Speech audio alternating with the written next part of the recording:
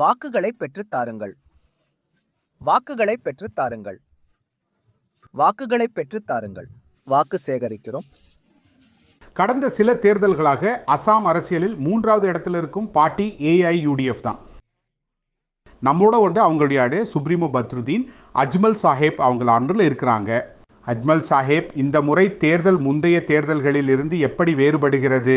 பாருங்கள், ஒவ்வொரு தேர்தலும் முந்தைய தேர்தலை விட வித்தியாசமானது. தேர்தலில் புதிய புதிய முகங்கள் கேண்டிடேட் இருக்கிறார்கள். சிலர் புதியவர்களாக இருக்கிறார்கள், சிலர் பழையவர்களாக இருக்கிறார்கள். தேர்தலில் புதிய புதிய பிரச்சனைகள் முன் வருகின்றன, புதிய புதிய இஷ்யூகள் முன் வருகின்றன. ஒவ்வொரு பழைய பார்ட்டியும் ஆட்சிக்கு செல்ல முயற்சிக்கிறது. பழையவர்களை தோற்கடிக்க முயற்சி நடக்கிறது. புதியவர் வெற்றி பெற்று வர முயற்சி நடக்கிறது. அதனால தேர்தல் ஒரே மாதிரி இல்லை.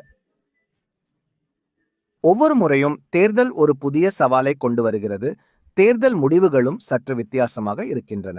மக்களுக்கு அந்த தேர்தலில் சில வித்தியாசமான எதிர்பார்ப்புகள் உள்ளன. இந்த முறை காங்கிரசுடன் கூட்டணி இல்லாதது உங்களுக்கு எவ்வளவு பெரிய பின்னடைவு? பாருங்கள், காங்கிரஸ் எங்களுடன் கூட்டணி அமைக்கவில்லை. காங்கிரஸ் தனது 9 பெரிய பெரிய ஜாம்பவான்களை பிஜேபிக்குள் அனுப்பிவிட்டது. எங்களுடன் கூட்டணி அமைக்கவில்லை. அப்படியிருந்தும் காங்கிரஸ் இதை விரும்புகிறது. அகில் கோகோய் சாஹேப் இருக்கிறார். அவரிடம் ஒரே ஒரு MLA தான் இருக்கிறார். லுரிஞ்சோதியிடம் எந்த MLAவும் இல்லை. அதற்கு பிறகு CPM இடம் ஒரே ஒரு MLA தான் இருக்கிறார். அதனால காங்கிரஸ் +2. இதுவரை இருக்கும் மகா கூட்டணி காங்கிரஸ் +2. அதை கொண்டு அவர்கள் எப்படி வெற்றி பெறுவார்கள்? எப்படி அமைச்சரவை அமைப்பார்கள்? கௌரவ் கோகோய் சாஹேபும் காங்கிரஸ் தலைவர்களும் புத்தம் புதிய ஆடைகளை தைத்து தயாராக இருப்பதாக கேள்விப்பட்டேன். CM ஆவார்கள். போர்ட்போலியோவை பங்கிட்டுக் கொண்டார்கள். இவர் கல்வி அமைச்சர் ஆவார், இவர் ரெவென்யூ அமைச்சர் ஆவார். இது உருவாகும். ஏதாவது நடந்தால் தானே அது உருவாகும். அசாமி பகுதியில் உள்ள தேயிலை தோட்டங்களில் ஒரு காலத்தில் காங்கிரஸ் கட்சியின் கோட்டையாக இருந்தது. அலியும் குலியும் எங்களது 2 பைகளில் இருக்கும் வரை நாங்கள் வெற்றி பெறுவோம் என்று காங்கிரஸ் கூறி வந்தது. எங்களை யாராலும் தோற்கடிக்கவே முடியாது. ஆனால் அலியும் போய்விட்டான், குலியும் போய்விட்டான். இதுதான் காங்கிரசின் நிலைமை. அது முஸ்லிம் பார்ட்டி முஸ்லிம் லீக் ஆகிவிட்டது. முஸ்லிம் பகுதிகளில் மட்டுமே காங்கிரஸ் கேண்டிடேட் கொடுத்தது. நீங்கள் தனித்தனியாக போட்டியிடுவதால் பாஜகவுக்கு ஒரு பெரிய நன்மை இருப்பதாக நீங்கள் நினைக்கிறீர்களா? நாங்கள் வஸ்வண்டிங் என்று சொல்லிக் கொண்டிருக்கிறோம். 6 மாதங்களாக நான் இதை கூறி வருகிறேன். 6 மாதங்களில் இல்லை என்றாலும் குறைந்தபட்சம் 100 முறை நான் சொல்லியிருக்கிறேன். ஆனால் அவர்கள் கேட்க மாட்டார்கள்.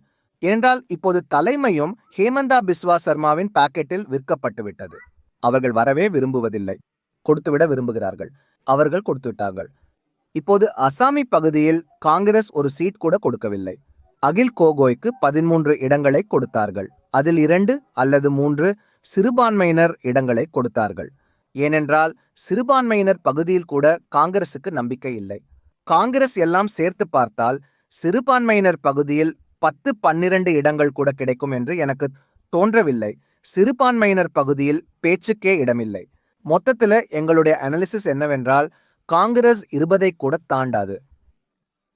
நான் சொல்றது என்னென்றால், நீங்கள் காங்கிரசுடன் சண்டையிடுகிறீர்களா அல்லது பிஜேபியுடன் சண்டையிடுகிறீர்களா? நாங்கள் பிஜேபியோட சண்டையிடுகிறோம். நாங்கள் இதைத்தான் சொல்கிறோம். காங்கிரஸ் கட்சிக்காரர்களே வாருங்கள், பிஜேபியுடன் சண்டையிடுங்கள். ஆனால் காங்கிரசுக்கு எந்த வியூகமும் இருப்பதாக தெரியவில்லை. பிஜேபியினர் எங்களுக்கு கெட்ட பெயரை உண்டாக்குகிறார்கள். நீங்கள் பிஜேபியின் பி டீம் என்று. நாங்கள் பிஜேபியின் பி டீமா? நீங்கள் எல்லாம் பிஜேபியின் A டீம் என்று நான் சொல்கிறேன். என்னிடம் இருக்கும் ஆதாரம் என்னவென்றால், எங்களிட்டிருந்து ஒரே ஒருவர்தான் சென்றார். அவரும் எஜிபிக்கு சென்றார், பிஜேபிக்கு அல்ல. நான் தெளிவுபடுத்துகிறேன். மேலும் காங்கிரசின் 9 பெரிய தலைவர்கள் பிஜேபியில் சேர்ந்து விட்டார்கள். அப்படினால் யார் பிஜேபியின் பி டீம்? சார், கூலியும் அலியும் காங்கிரசின் முக்கிய ஆதரவு தளமாக இருந்தார்கள் என்று நீங்கள் சொன்னீர்கள். ஆனால் பிஜேபியும் ஹேமந்த பிஸ்வா சர்மாவும் அலியை எங்கேயோ ஒரு விதத்தில் முக்கியமற்றவராக ஆக்கிவிட்டார்கள் என்று உங்களுக்கு தோன்றவில்லையா? அப்படி இல்லை. இன்று அலி பொருத்தமற்றவர் அல்ல. அலிக்கு அவ்வளோ மவுசு இருக்கிறது. அதனால்தான் காங்கிரசும் அங்கிருந்து போட்டியிட விரும்புகிறது. அகில் கோகோயும் அங்கிருந்துதான் போட்டியிட விரும்புகிறார். லூரிஞ்சோதியும் அங்கிருந்து போட்டியிட விரும்புகிறார்.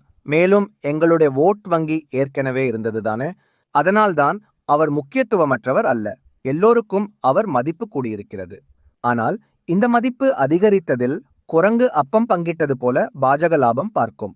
இது காங்கிரசுக்கு நன்றாகவே தெரியும். தெரியலனால் குறைஞ்சபட்சம் 100 தடவை.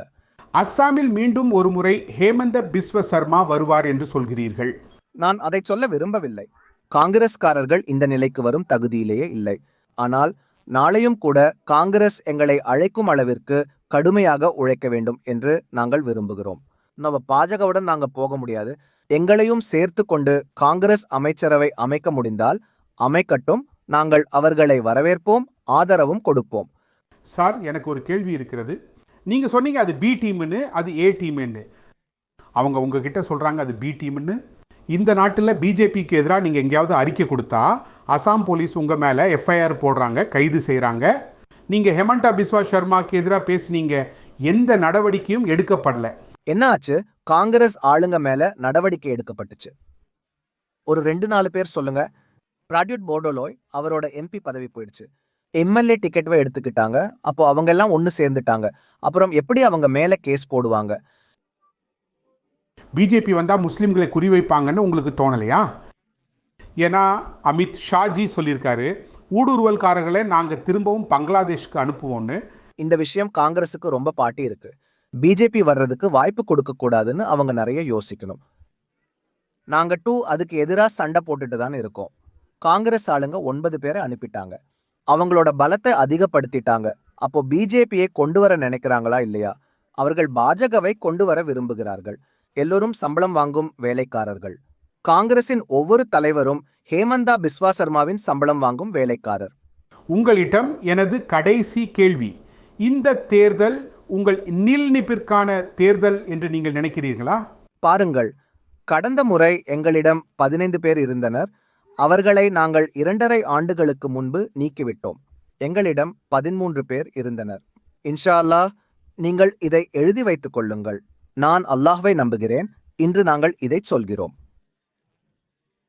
எனக்கு 25 கிடைக்கும் என்று நம்பிக்கை இருக்கிறது. ஆனால் இன்ஷா அல்லாஹ் நாங்கள் 20ஐ தாண்டுவோம்.